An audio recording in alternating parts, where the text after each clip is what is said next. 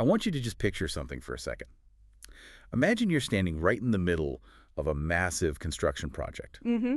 Let's say, I don't know, a 50-story skyscraper, or maybe a huge hydroelectric dam.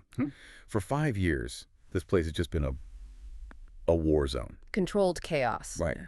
Nothing but noise, dust, thousands of people in high-vis vests, cranes swinging everywhere. It's a sight. It feels temporary, like it's a process. And legally, you have to remember, during that whole time, it is the contractor's kingdom. They own all the risk. If a wall falls down or a fire breaks out, that is their problem. Exactly. But then there's this moment, Okay. a single really high-stakes moment. The noise stops, the barriers come down, and this massive thing stops being a site and starts being a building. It becomes an asset. And that moment, what we call employers taking over, is, I would argue it's the most dangerous moment in the entire project. Dangerous, really. I think Yeah. that's the champagne moment, right? Yes. It sounds like it should be, but in the legal world of construction, it is an absolute minefield because it's not just about keys. It is a massive, and I mean instantaneous, transfer of liability, of risk, and of huge amounts of money. Wow. Get the timing wrong by even 1 day, and you could be insuring a building you don't technically own yet, or paying for defects you didn't cause. And that is exactly what we are unpacking today. We're doing a deep dive into, well, the Bible of International Construction Contracts, the FIDI Red Book 2017. And we're zooming right in on Clause 10, employers taking over. Sounds so dry, doesn't it? Employers taking over. But this is where the rubber meets the road. This clause dictates the exact moment the contractor stops being responsible for the care of the works and the employer gets the keys and takes the wheel. And I have to say, reading through the source material, I was genuinely surprised at how dramatic a legal clause can be. You've got strict deadlines, consequences for ghosting people, and scenarios where you can accidentally buy a building before it's even finished. Oh, that happens more than you'd think. You'll see employers who are so desperate to start making money that they rush everything, and then boom, they've just waived their right to claim damages for delay. Oh, well. Or the opposite, contractors stuck maintaining a finished building for months just because the paperwork wasn't quite right. So our mission today is to decode the mechanics of this transfer.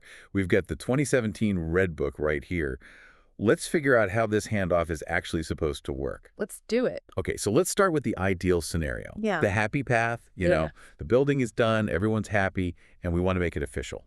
This is Clause 10.1, taking over the works in sections. I'm guessing the contractor doesn't just call up and say, we're done. If only. No, Clause 10.1 is basically a checklist. And it's a tough one. You can't just say you're done, you have to prove it. First, of course, the works have to be completed according to the contract. That means passing all the tests on completion. Right. The basics. Do the lights work? Do the elevators move? Exactly. But here's the bit where people get tripped up. It's not just about the physical building. Clause 10.1 ties the handoff directly to documentation. The text points you back to Clauses 4.4.2 and 4.4.3. Which are? You cannot take over the building until the engineer has given a notice of no objection to the as-built records and the operation and maintenance manuals. That feels like a detail that would get pushed off. Yeah. You know? Oh, we'll just email you the PDFs next week. Just take the keys now. All the time. But think about it like this. Imagine you go to buy, I don't know, a fighter jet. It's shiny. It looks perfect. But the dealer says, sorry, we lost the flight manual and we don't have the blueprints for the wiring. Would you accept it? Absolutely not. I'd have no idea how to fly it. Precisely. A modern building is an incredibly complex machine. FIDI says you can't force an employer to take over an asset they don't know how to operate. The clause also mentions training from Clause 4.5. So if the staff hasn't been trained on the HVAC system, the building isn't done. So the paperwork is just as important as the brickwork. Okay. So, the process. How does the contractor kick this all off? The source material mentions a timeline. Yes, and timelines in FIDIC are everything. The contractor applies for the taking over certificate by giving a formal notice to the engineer. And they have to do this not more than 14 days before they think the work will actually be ready. So it's a heads up, we'll be done in about 2 weeks. That's it. And once the engineer gets that notice, a clock starts ticking. The engineer has 28 days to respond. And they really only have two choices. Option 1 is, obviously, issue the certificate. Correct. They issue the taking over certificate. Now, it doesn't have to be 100% perfect. The clause allows for minor outstanding work and defects. What's the standard for minor? The question is, Do these defects substantially affect the safe use of the works? A scratch on the paint in a hallway? That's fine. You can still take over. The contractor just lists it and comes back to fix it later. Okay, sensible. And option 2. Rejection, but the engineer can't just say no. They have to issue a notice Yeah. explaining exactly why, listing what work needs to be done or what document is missing. It keeps it all transparent. But this is the part I found fascinating. There's this little bit in 10.1 that feels like a trap for a lazy engineer. What happens if the engineer just does nothing? Yes. The deemed acceptance. This is one of those real aha moments in the contract. Walk me through it. Okay, so the contractor sends their notice.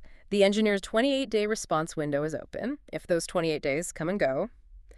And the engineer has said nothing. No certificate, no rejection, just radio silence. And the work was actually ready. Yes, assuming the criteria were met. Then the works are deemed to have been completed, and not on day 28. They are deemed completed on the 14th day after the engineer got the notice. Wait, it's retroactive. It is. The certificate is deemed issued. This is huge. It stops the employer or engineer from just stalling. You can't sit on the paperwork just to keep the contractor on the hook for insurance. If you go silent, the contract assumes you're happy, and the risk transfers to you, like it or not. Wow. That's the power of silence in a contract. It literally forces action. It does. It balances things out. It says, speak now or forever hold your peace. Okay, so that's the happy path. But let's get into the messy stuff. What about when an employer gets impatient? We've all seen this. A hotel wants to open the lobby before the guest rooms are done. That brings us straight to Clause 10.2, taking over parts. A very, very common source of disputes. The source text says the engineer can issue a certificate for a part, which seems fine. But then there's this warning. The employer shall not use any part of the works unless and until the engineer has issued a taking over certificate. Right. The rule is don't touch it until it's certified. But, FIDIC knows employers break this rule. They start moving in furniture. They start running a production line. So what happens if they jump the gun? If I'm the employer and I just start using the ground floor, what are the consequences? You trigger a deemed taking over for that specific part. Clause 10.2 says from the date you start using it, that part is deemed to have been taken over by you. There's an immediate transfer of responsibility. Immediate. The contractor is no longer liable for the care of that part. Responsibility passes to the employer. So if your own people scratched the floors on that day, that's your problem, not the contractor's. And the engineer just have to catch up. Yep. The engineer must immediately issue a taking over certificate for that part. It just formalizes what your actions have already done. That makes sense. But I can imagine it creates a total nightmare for the contractor who's still trying to finish the building with people now working in it. It's incredibly disruptive. And that's why 10.2 builds in financial protection for the contractor. First, if they incur extra cost because you're in their way, say, now they can only work at night, they get paid for that. They're entitled to cost plus profit. Cost plus profit. So they even make a margin on the inconvenience you've caused. Exactly. But the really big one, the so what moment, is about delay damages. The late fees, basically. The fines the contractor pays for being behind schedule. Correct. Usually a huge amount per day. But if the employer takes over a part of the works, Clause 10.2 says the daily delay damages for the rest of the project must be reduced. That seems fair. You can't charge me full late fees if you're already using half the thing I'm building for you. Precisely. And the calculation is proportional. If the part you took over is worth, say, 40% of the total contract value, the daily delay damages drop by 40%. Is it always just based on value? The clause says it's the proportion which the value of the part bears to the value of the works.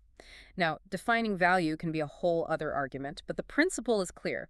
If you use it, you lose the right to penalize the contractor for that portion being late. I can see that leading to some very heated meetings. Oh, absolutely. But it stops the employer from having their cake and eating it, too. All right, let's move to another scenario for sort of the opposite problem. What if the employer is the one preventing the contractor from finishing? Now you're in Clause 10.3, interference with tests on completion. This sounds like outright sabotage. Why on earth would an employer do that? It's not always malicious. It could be they haven't connected the permanent power supply or they don't have the materials needed for a factory test. But yes, sometimes an employer might delay tests to avoid taking over an asset because they don't want the running costs to start yet. So the contractor's ready to go, but the employer says, sorry, can't come in today. What does the Red Book do? The clock starts ticking again. If the contractor is prevented for more than 14 days, And this can be a continuous period or just lots of little interruptions that add up to 14 days. Ah, so you can't just block them for 13 days, let them in for a day, and then block them again? No, it's cumulative. Once you hit that 14-day threshold, the hammer falls. The employer is deemed to have taken over the works on the date the tests would have been completed. There's that word again. Deemed. It's so powerful in this clause. It's the contract's way of saying, if you break the process, we're going to assume the process finished without you. So just like that, the building is yours.